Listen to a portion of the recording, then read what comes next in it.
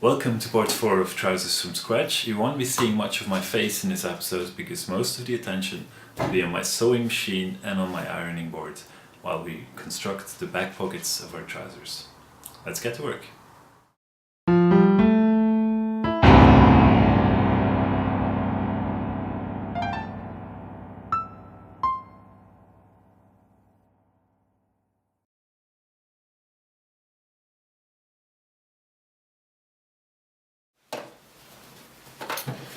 You're going to be making this dart, so what you need to do is you need to fold your fabric so that these white lines that you marked, or in another color, lie on top of each other, so you need to fold it in the middle of this dart. Make sure things are nicely aligned.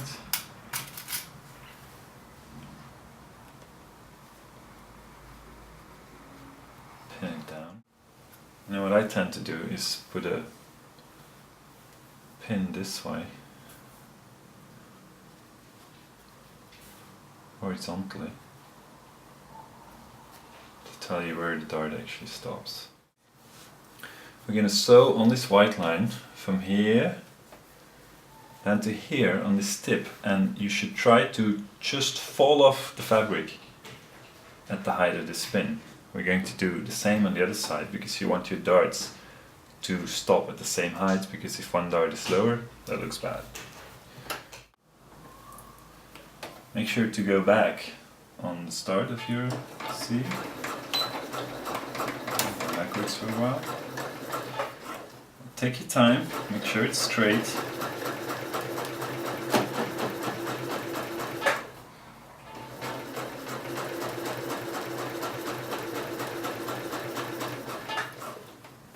And towards the end, when you're about to follow the fabric, you can actually go off by one stitch and back tack. When you do, make sure you don't go into, closer to the pants so that it opens up. The back tack should be in the right part of your dart, so that when it opens up you don't see that. Look at the good side. You get a dart. You're going to press this dart and iron it flat, and it's going to look great. We're going to press this dart flat now. When you're making not just these trousers but any garment, it's really important to press your seams nicely. That will make it look so much better. So you just press the dart to one side all the way to the tip. Next thing we're going to do is we're going to put the interfacing here.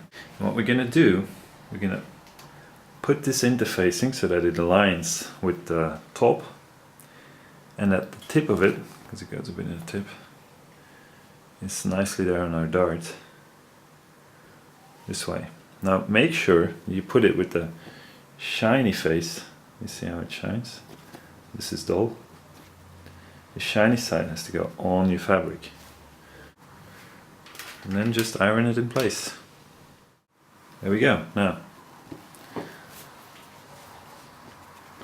this is attached now. See? It makes it a little bit stronger, and our dart that we've ironed nice and flat looks great. Next up is the back pocket facing. Back pocket facing is part G. Get it right here together with the paper part. G needs to go on here with the good side up, so this is the bad side. As you can see, I wrote the G on there. Good side up. Now, where does it go? It goes in the middle of the welt pocket. If you want to know exactly where it is, go back to your pattern piece I, which is the back pocket interfacing. You'll see that it matches the top pocket back. You got the welt pocket opening on there, right? So just put that in the middle there, just like that. That's where it needs to go. I'm just going to pin this in place.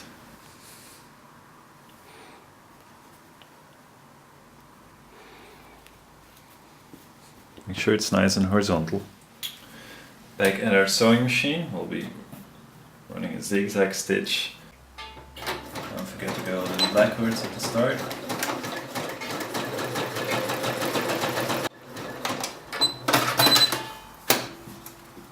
One side.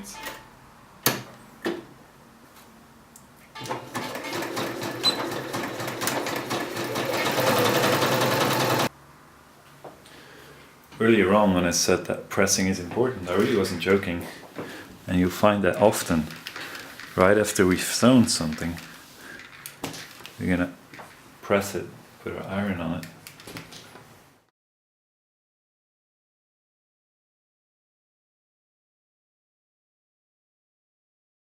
We need to transfer the welt pocket marking. And for that I advise you to take part I, the pocket interfacing, because that has the welt pocket marked on it. You just put your pocket down, put this pattern part on it, and then you can mark it. And what I did is I folded that double and then cut it open so that this welt pocket line is opened. And then when I put it on, I can take a pin and I can put it between this paper all the way to the edge and press it down there.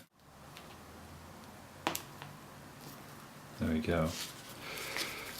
Then I can just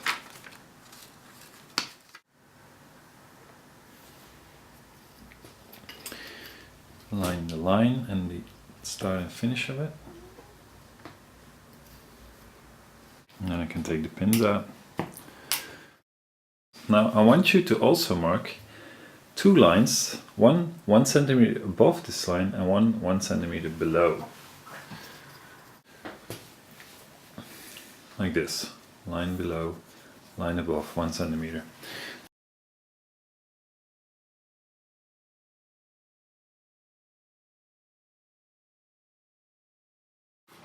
And then we're going to line this pocket back on a fabric. Make sure that we align the pocket, the back pocket, with the interfacing that's at the back. Okay, now don't forget, this should be good side up. So this is the dart, this is going to be the good side of your trousers, this is the outside. This facing should be good side on this pattern piece, right? And I want you to pin that together around your welt pocket opening.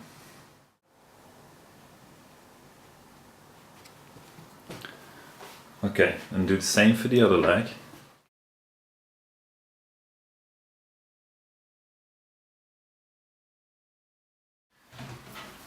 When sewing your welt pocket, there's two things that are very important. One is you want to get two lines that are nicely parallel and equidistant to the center line. Two is you want them to stop at exactly the right width. You don't want one of them to go further because that will skew your pocket. There we go. So just keep this nice and straight.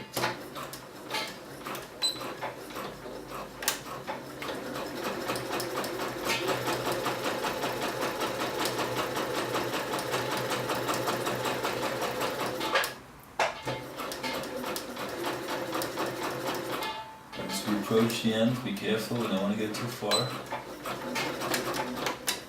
There we go. That's the top, now the bottom line. Make sure you start at the same distance. We have that dart in the middle, so there's a bit of a bump there. Be careful. Don't let that surprise you.